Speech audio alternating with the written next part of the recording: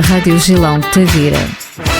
A rádio que está no ar. 98.4 Tavira. 94.8 Algarve. Sintoniza Gilão FM. Segunda hora do Haja Amanhã. Esta quinta-feira contamos com Despertar, o apontamento semanal com a Adriana Saraiva, terapeuta ocupacional que semanalmente connosco colabora. Bem, Adriana, qual é a proposta para hoje?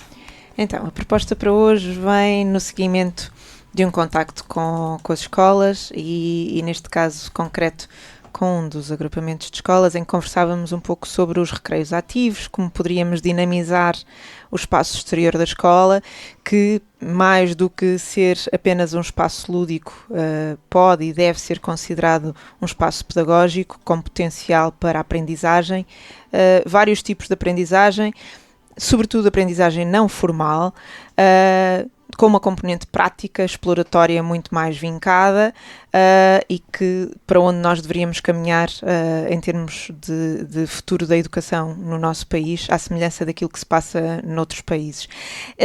E falávamos sobre a programação destas atividades como estratégia para a retirada dos equipamentos eletrónicos em contexto escolar, a propósito das diretrizes do Governo para este ano letivo.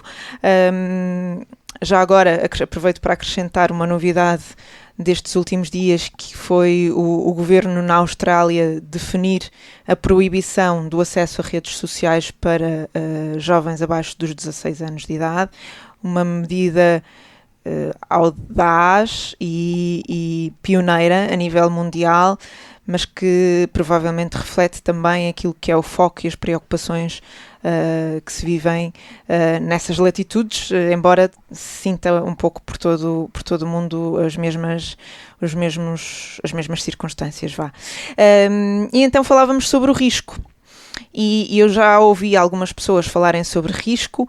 Se calhar a pessoa que eu mais gosto de ouvir sobre esta temática é uma investigadora da Faculdade de Motricidade Humana chamada Rita Rovisco, que fala inclusivamente de alguns episódios mais caricatos sobre os estudos e os produtos e comercialização de materiais e equipamentos que se ficam ancorados nos medos, nas ansiedades parentais, como sendo os capacetes, não digo os capacetes para uso para andar de bicicleta, mas capacetes para quando as crianças começam o início da marcha não andarem às cabeçadas, que é algo bastante comum.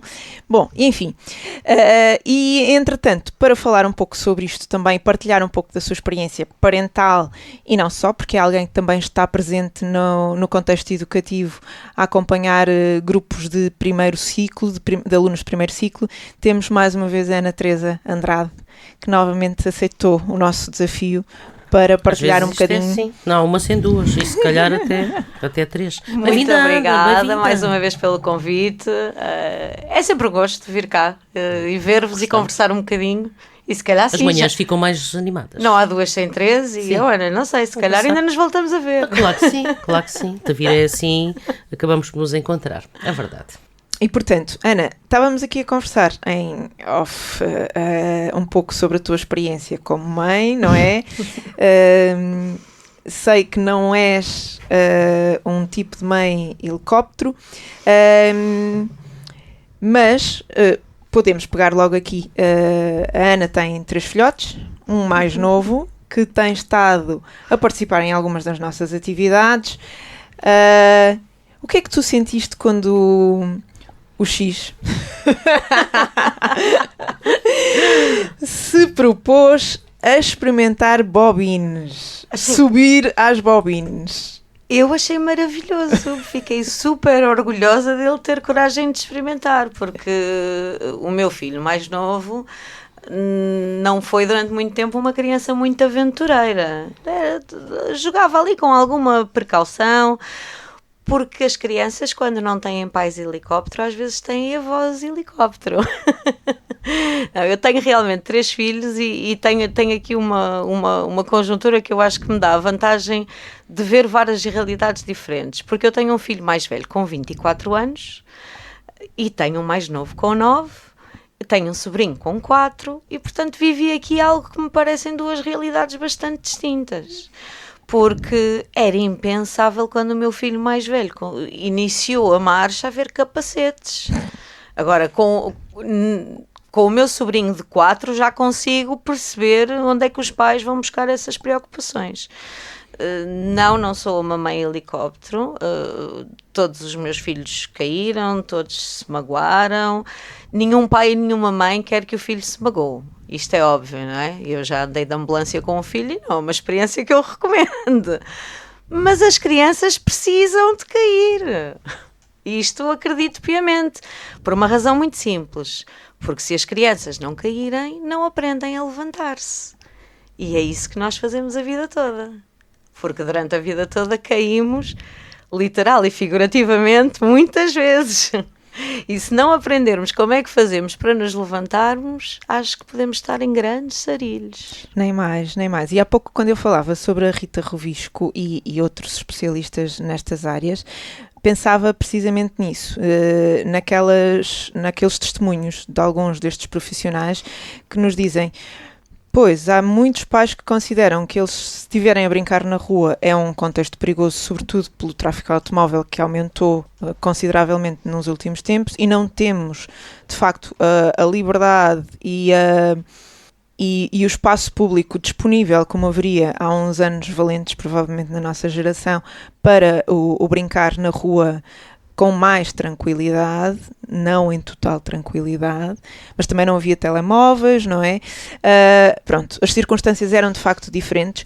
No entanto, ninguém fala e muitas das vezes não se considera que, estando dentro de casa, mesmo entre 4 paredes, eles podem estar a incorrer num risco muito maior que lhes pode entrar, por exemplo, pelo ecrã adentro, para dentro de portas, não é? Portanto, podemos ter outros riscos que também acontecem, independentemente de nós estarmos a pensar predominantemente no risco físico, não é? Porque ao fim e ao cabo é isto que se passa, não é? E tu falavas uma coisa interessante, que é, quando eu tentava conversar um pouco com esta professora que me punha a questão do uso das bobines em contexto escolar, eu explicava-lhe o seguinte: explicava-lhe, por um lado, que nós fazemos sempre uma avaliação de risco no início e na preparação das atividades, quer mediante o espaço físico em que estavam a ser desenvolvidas, quer mediante as estruturas naturais e artificiais que existem nesse espaço. Portanto, estamos a falar de árvores, estamos a falar de postes, estamos a falar de bancos, de jardim, esse tipo de estruturas onde porventura nós poderemos apoiar ou suportar alguns equipamentos, mas também as cordas que são suspensas, os nós que são dados, etc., por aí fora. E, por outro lado, também fomos percebendo que nem todos os miúdos têm tendência para ir explorar as mesmas coisas. Portanto, aqueles que são mais dotados e mais desenrascados fisicamente serão mais aventurosos, e aqueles que têm um bocadinho mais de receios, mais insegurança e menos ágeis do ponto de vista motor, não serão tão adeptos de experimentarem as alturas, o movimento, a velocidade. Mas se calhar são esses que mais precisam. É verdade. Eu tenho aqui uma confissão para vos fazer em direto, na rádio. É sempre bom estes momentos assim, que ninguém nos ouve. Eu também tentei andar de bobine. E não deu. Mas tentei. Sim, já é um bom passo. Eu tenho muito medo de alturas. Foi algo que me exigiu bastante coragem, porque Sim. o bobine é um sítio mais alto e não é à partida um equipamento. Eu compreendo até um determinado ponto a preocupação dessa professora, porque nós queremos sentir-nos seguros, não é? Portanto, subimos um degrau, sabemos que aquilo não se vai mexer dali. A bobine não sabemos bem quando tentamos subir, mas eu tentei. Adriana, esta professora com quem tu falavas, ela já experimentou alguma vez? Deixe ficar a recomendação. Eu acho que todos os adultos devem ir tentar. Consegui andar de bobine? Ainda não. Mas está no bom caminho. Subi e equilibrei-me. É a melhor forma, provavelmente, de nós termos alguma consciência de qual é o risco que as nossas crianças vão correr. É, desculpem-me a expressão, dar o nosso corpo ao manifesto e ir lá experimentar. Nem mais. Mas eu posso acrescentar que a Ana não subiu, mas fez uma utilização da bobine inédita que ainda não tinha sido feita. Sempre foi deitar-se no chão e permitir ser atropelada pela bobine. entre aspas, que ela ficou em segurança. Embora quem estivesse a ver de fora realmente tinha uma percepção de que aquilo era um bocadinho arriscado. Sim. Mas todos os envolvidos, crianças e adulto, foram testando a pouco e pouco e graduando a atividade. Portanto, foram percebendo a altura da bobina, onde é que se esbarrava, qual era a bobina que funcionava, quais eram as que não funcionavam, quais é que podiam causar moça e, portanto, isto é exploração, isto é descoberta e é em parceria, em comunidade, em conjunto com o outro e zelando todos pela segurança uns dos outros. E não é uma capacidade que nós queremos muito que os nossos jovens tenham, a capacidade de fazer uma avaliação do risco. Nem mais. Porque se nós não criarmos adolescentes que sejam capazes de, confrontados com uma dada situação, avaliar qual é o risco que estão a correr ou que potencialmente poderão correr, acho que aí sim podemos estar todos em apuros. Pois, Nem é isso mais. que é bom avaliar. E também tenho a percepção, uma percepção minha, em relação às crianças e a nós, adultos, que nós na infância temos a possibilidade de conseguir ter mais equilíbrio, mais do que progressivamente vamos tendo enquanto adultos. Tenho essa percepção, não é? O subir às árvores, independentemente, claro, não vou eu subir agora uma árvore, mas progressivamente, com mais alguns anos, a pessoa parece que já não se arrisca tanto. A leveza do corpo, não sei, tenho essa percepção. Se não se praticar, provavelmente, aí está, se não se praticar, vai-se perdendo. Eu senti isso em cima da bobina, Ana. Se eu tinha experimentado isto há uns 20 ou 30 anos, tinha-me Claro, e se fosse progressivamente praticando, não é? Claro. Naturalmente, Sim, naturalmente, exatamente. porque tudo no nosso corpo, desde o interior ao exterior, funciona assim. Portanto, quanto mais o uso, maior o domínio, maior a consciência, maior a percepção, tudo melhora. Imaginemos, por exemplo, nas festas constantes que existem, já tem Tavira, noutros sítios, os que vêm animar, que vão sobre andas, aquelas enormes. Não é qualquer um de nós que sobe para lá e dá 2 passos, quer dizer, só de pensar que se vai colocar naquela altura, acaba porque eles fazem aquilo com a maior facilidade de graus, não é?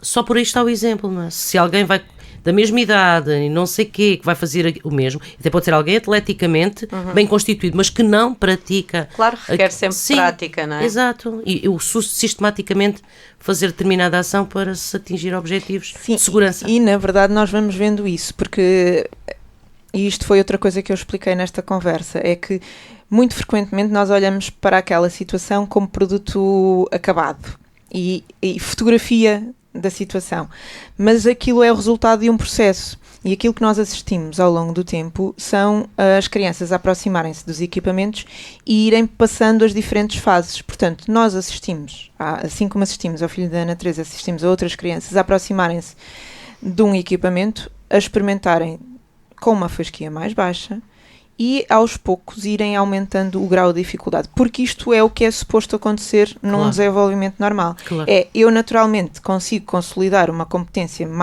com um nível mais baixo e a seguir vou aumentar o grau de dificuldade. Portanto, eles primeiro sobem e sentam-se. Não estão de pé, não têm a mesma percepção da altura, estão com os pés mais próximos do chão, portanto, com qualquer movimento da bobina conseguem voltar ao chão e ficar em terra firme. A seguir já vão experimentar de joelhos ou já vão experimentar de pé. Mas vão experimentar com a bobina parada, não vão experimentar com ela em movimento. Eventualmente pedem ajuda a alguém próximo para segurar, para terem o corpo estável numa superfície que está estática. E só posteriormente é que avançam para a estrutura em movimento. Porque é assim que a gente funciona. Claro. Nós começamos sentados, começamos deitados no colo, avançamos para sentados e depois é que avançamos para o corpo em movimento e o controle do corpo em movimento. E é assim que acontece em todas as explorações motoras, embora não tenhamos consciência disto, porque tudo isto é feito de uma forma inconsciente. Mas não é à toa que as coisas se processam e lá está. Nós vemos a fotografia final e ficamos com o impacto que nos causa a criança naquele nível, naquela altura, que é, por exemplo, estar em cima de uma árvore. Mas, entretanto, não percebemos que ela foi ajustando o seu corpo aos socalcos do tronco da árvore, que foi percebendo quais eram os pontos de apoio e por aí fora. Portanto, e é assim que se deve processar, mas deve haver tempo, espaço e oportunidade para que estas coisas ocorram com esta tranquilidade e com esta segurança.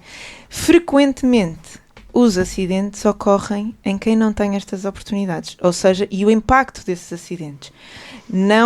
Não é invulgar encontrarmos crianças que batem com uma cabeça, que esfolam um joelho. Esfolar o joelho é mais vulgar, não é? Sim. Mas que partem um braço precisamente porque não têm o hábito e o poder de reação. E o corpo não está oleado para desenvolvimento de competências de defesa e reajuste do corpo para defender uma queda. Sabes que, desculpa, estava-te a ouvir, para mim, eu não sou tanto dessa parte física, não é? E para mim, enquanto mãe, aquilo que mais me preocupa é que quando nós colocamos entraves a essa exploração física por parte das crianças, eu acho que isso acaba por ter um efeito que pode ser muito negativo na autoconfiança que estamos a transmitir às crianças, porque se eu passar o tempo todo a dizer, e tenho agora um sobrinho com 4 anos, se eu passar o tempo todo a dizer, cuidado, vais cair, eu não estou a transmitir confiança a esta criança para que ela vá efetivamente conseguir superar aquilo que são os seus limites atuais. E preocupa-me muito essa geração de meninos que involuntariamente às vezes estamos a criar de cuidado. Sim, porque têm de aprender a ter cuidado, mas só podem ter cuidado depois de avaliarem qual é o risco que estão a correr. E há situações na vida em que esse cuidado não é possível e faz falta ter autoconfiança para pensar, isto é difícil, mas eu vou conseguir. Se não conseguir à primeira, tenta outra vez. Que é exatamente o que essa exploração dos equipamentos que são disponibilizados permite, se fizermos uma transposição para aquilo que se passa dentro das cabecinhas e que depois é transversal a uma série de outras situações na vida. Isso, enquanto mãe, tentei fazer o melhor, que é o que fazem os pais todos, não é? Tenho uns filhos que são, por natureza, todos eles bastante cautelosos, mas não por falta de estímulo para que arrisquem, mas também não podemos estar a contrariar aquilo que é a personalidade das crianças. Tenho agora um sobrinho que não, esse já precisamos mesmo de eu ensinar a fazer avaliação do risco, porque é destemido. Mas preocupa-me muito esta geração de crianças que estamos a tentar manter dentro de uma redoma de vidro que é muito frágil e que muito facilmente se estilhaça numa altura em que já não têm a nossa proteção. Acho que devemos estar todos com bastante atenção a isso. Sim, deixem os meninos correr riscos. Já agora, uma pincelada final, Ana. Outra das questões que se levantou a dada altura foi se nós não poderíamos dispensar alguns equipamentos e passar a ter, sobretudo, cordas e elásticos para jogar e bolas para jogar. E deixa-me acrescentar, como terapeuta ocupacional, que o movimento tem muitas funções na nossa maturidade neurológica, mas também na nossa estabilidade emocional e regulação comportamental. E, portanto, comportamentos como impulsividade, atenção e concentração, foco, capacidade de regularmos e anteciparmos o que vai acontecer e ajustarmos a isso, só resultam de uma maturação que é resultado da integração do movimento no nosso cérebro. Portanto, se nós não tivermos entrada de movimento, vamos continuar a ter meninos distraídos, agitados, impulsivos e com pouca regulação emocional. Eu tenho presente uma das expressões que se usava no passado e que cada vez menos retiro dessa vossa conversa. No passado, quando as crianças brincavam na rua, parece que é o passado, felizmente lá há uma situação ou outra, mas antes era a regra geral. Aquela situação dos miúdos pequenos, 3, 4, 5, 6 anos, tropeçavam, caíam, levantavam-se, alguém dizia, aqueles moços parecem de borracha ou parece que têm molas, não é? Agora não, uma criança se tropeçou, pronto, vai, está bem, o beijinho, o dodói, cura. Mas parece que no passado não havia quase necessidade disso, não é? Segue porque há coisas para fazer, não é? Eu não sei se os pais estavam mais ocupados, eu não sei exatamente o que é que acontecia. Eu lembro-me Temos também... mais autoproteção. Eu lembro-me de brincar na rua, lembro-me de cair de bicicleta, de entrar em casa esfolar, com o cotovelo a sangrar. Sim. E acho que tudo isso fez parte do processo de crescimento, mas agora se nós fizermos ali uma visitinha no fim de semana ao skatepark, acho que é um bom sítio para fazer essa observação. nós vamos ver que de facto há pessoas que não têm tanta facilidade em controlar aquele impulso de quando uma criança cai, ir a correr para tentar confortar, eu nem digo socorrer, porque muitas vezes não é necessário socorrer, mas confortar a criança que caiu, naturalmente está frustrada mesmo que não se tenha magoado. Eu acho que é muito importante não correr, por muito que isso a nós nos doa enquanto pais. Claro. Porque a tentação é, meu menino, mas o menino tem que aprender a levantar sozinho e a avaliar o que é que realmente dói, se é grave ou se não é grave. É claro que não estamos aqui a falar daquelas situações em que rapidamente se percebe que algo de grave aconteceu. Sim. Estamos a falar de um joelho esfolado que faz parte do processo de crescimento. Não sei se poderemos encontrar algum adulto entre as nossas idades que não tenha esfolado um joelho ou um cotovelo enquanto crescia, mas tenho um bocadinho a sensação de algum tempo para cá, lá está, quando os meus filhos mais velhos eram pequeninos, não tanto, agora com o mais pequeno que tem 9 anos, tenho a sensação que toda a comunidade está empenhada em que as crianças não tenham sequer um arranhão. Sim. Só que eu não acho que isso seja bom. Não, sim. Não é normal. É preciso fazer um arranhãozito de vez em quando. É, um esfolão. Faz tanto.